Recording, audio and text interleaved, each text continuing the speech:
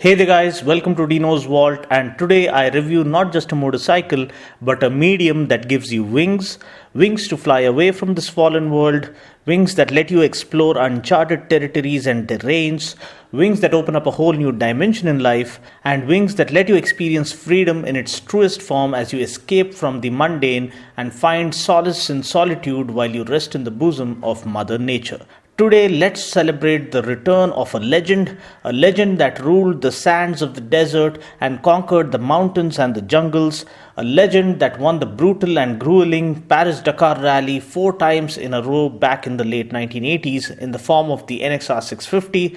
Now that very same legend has been resurrected back to life, and it has adventure written all over it with state-of-the-art technology watching its back. A bike that helps you venture into the unknown as you re-energize your spirit, rejuvenate your soul, and recalibrate your mind. This is the Honda CRF1000L, also known as the Africa Twin.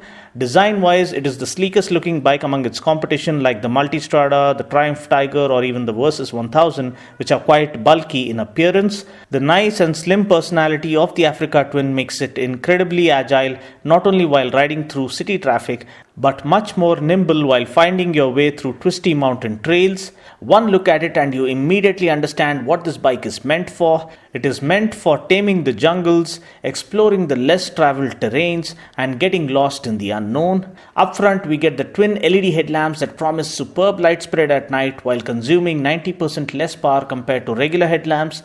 The LED turn signals and the tail lamp are nice and bright and mark your arrival to the traffic around you.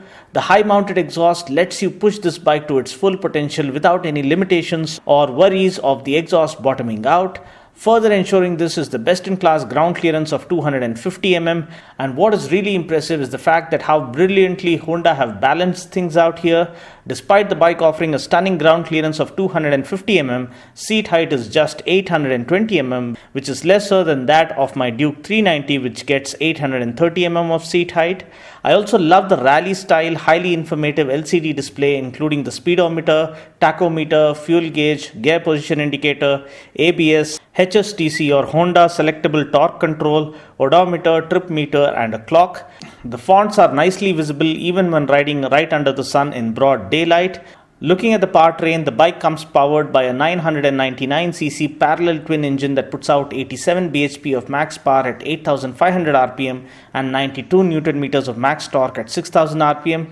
Now this comes mated to a 6-speed dual-clutch automatic transmission. The 6-speed manual gearbox variant is available only internationally. For India, Honda have introduced only the DCT or the dual-clutch transmission variant, which means there are no gears and the gear changes happen automatically. The DCT system is a world first in motorcycle segment, and it works like a charm. I know most of us enthusiasts are autophobic when it comes to transmissions, but believe me, the Africa Twin will change your perception about automatic transmissions once you experience the sheer convenience and fatigue-free riding experience that it has on offer. For those who prefer manual shifting, Honda do offer paddle shifters that work really smoothly and effortlessly to enjoy hassle-free manual shifting on the go. The manual shift selector switches are located on the left side of the handlebar, as you can see here in this video clip. We also get a convenient parking brake lever which makes things easy for us. In the MT or manual mode, the gears can be changed manually using the paddle shifters offered. Then we have the 4 automatic modes. The D mode is ideal for cruising and maximizing fuel efficiency, and then we have the S mode or the sport mode with 3 progressively more sporty shift options, namely S1, S2 and S3, with S3 being the ideal mode for off-roading because it lets you stay in the first 2 gears for the majority of the time. The saddle is super comfy and ideally cushioned. It's not too hard nor too soft. You can go long distance touring on this bike without developing any butt aches. I was a little skeptic whether the handlebar would be raised enough when I would ride standing up, but believe me, it was just as much as comfortable riding standing as much as while riding seated. I also appreciate the grip the rider foot pegs offered as I rode through puddles of water and mud and gravel and dirt. The engine is nice and refined. It is in a relaxed state of tune when in D mode. The D mode is more focused on cruising and optimizing fuel efficiency, hence the gear shifts are a lot quicker. The bike shifts to 4th while you are still doing 40 km per hour, but there is no knocking or snappy behavior like the engine turning off when you are doing lower speeds in higher gears. Whereas when you slot it into the S mode, the response is a lot sportier. The gear changes happen higher on in the RPM range, thereby allowing you to pull through the rev band and staying in each gear for a longer duration. For shorter riders, I would say that you be careful while taking sharp U-turns, at least until you get a hang of it, because the weight can be really deceiving. Now, talking about heating issues, the bike does heat up while in city traffic, and that's understandable for a liter class dual sport motorcycle, but it isn't too bothersome to throw you off the bike. Whereas while traversing through the off-road trails, you don't even feel that the bike is actually heating up. Overall, I feel this is the most easily manageable adventure tourer or dual sport motorcycle that is nice and easy to handle despite its weight of 245 kgs. For hardcore tourers, we do get a variety of accessories like pannier boxes, a seat top carrier case, etc. Now looking at the brakes, we get 310mm wave style twin floating front discs with Nissin 4-pot radial calipers. At the back, we get a 256mm wave style disc with a single pot caliper. ABS and HSTC or Honda selectable torque control offer advanced level of traction and braking that is confidence inspiring. Now looking at the suspension, up front we get Showa 45mm cartridge type inverted telescopic forks with dial style preload adjuster and DF adjustment, and we get 230mm of travel.